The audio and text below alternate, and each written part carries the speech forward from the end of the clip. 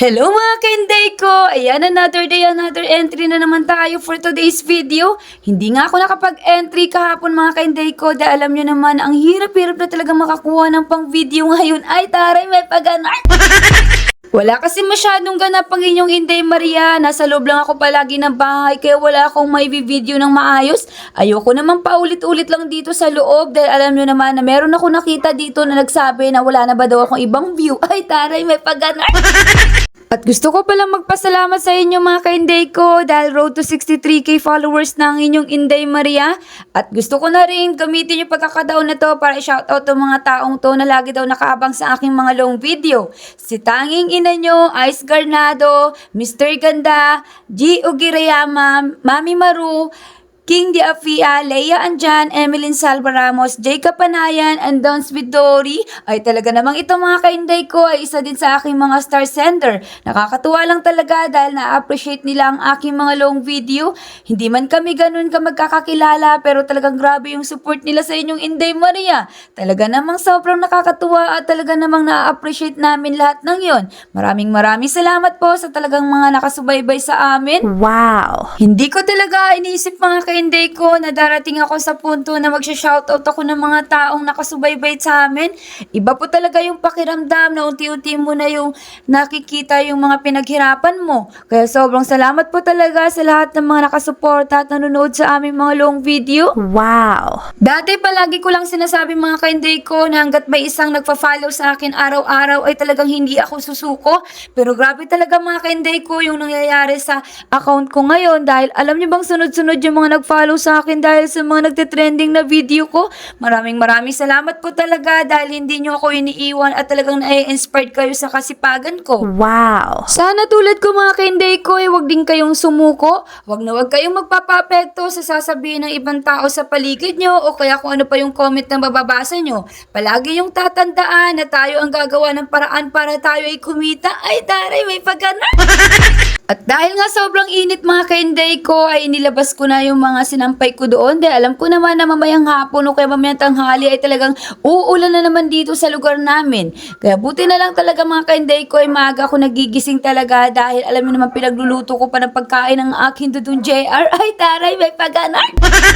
Syempre, kailangan natin sipagsipagan palagi araw-araw mga kainday ko. Parang pagiging isang content creator lang yan. Umaga pa lang ay kailangan meron na tayong mga upload ng mga video. Dahil alam nyo naman na napakahalaga talaga sa atin ang mga views. Hindi kasi tayo kikita kapag wala tayong ina-upload. Ay taray, may pag-anak!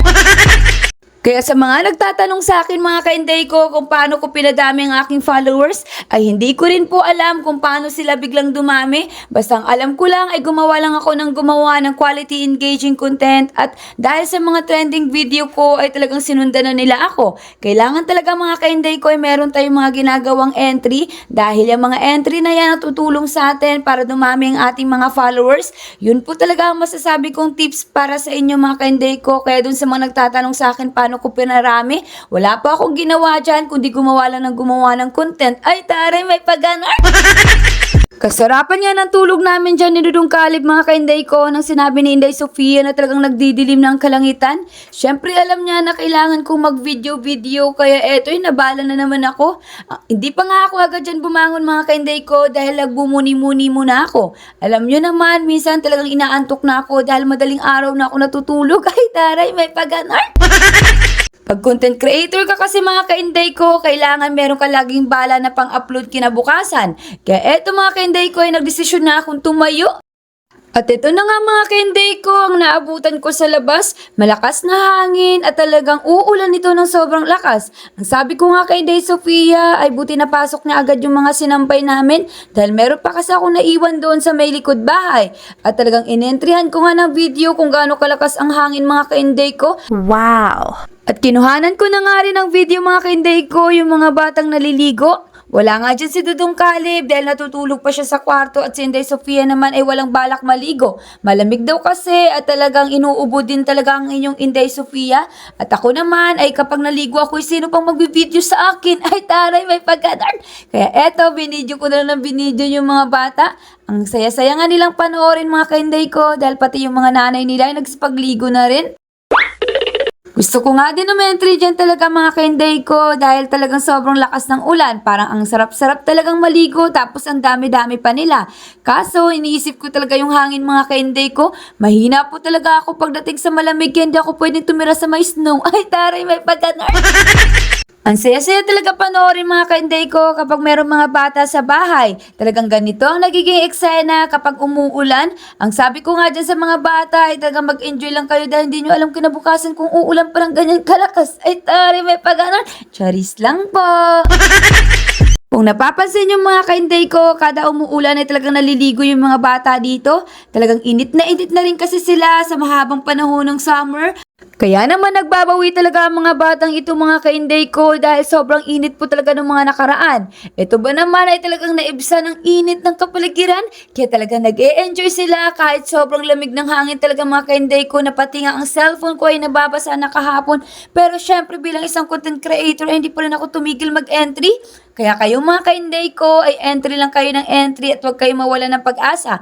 Go, go, go lang kahit sobrang baba ng views sa ating mga long video. Palagi yung tatandaan, tataas at tataas din yan. Wow. Wala naman kasing instant mga kainday ko at talagang sortihan lang tayo dito sa mundo ng social media. Kaya kailangan natin may entry palagi at kailangan natin galingan. Kaya sa lahat ng mga pumapasok sa bahay ko, maraming salamat po dahil hindi nyo ako iniiwan.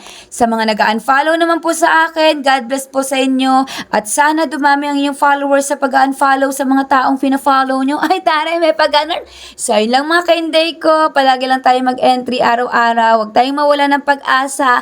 Pasan ba't lahat ng ating itinanim ay atin ding aanihin. Basta galingan lang natin ng galingan araw-araw, magtiwala lang tayo sa Diyos, at wag na wag tayong susuko, at lalong wag na wag tayong maiinggit sa achievements ng iba. So, ayun lang po. God bless!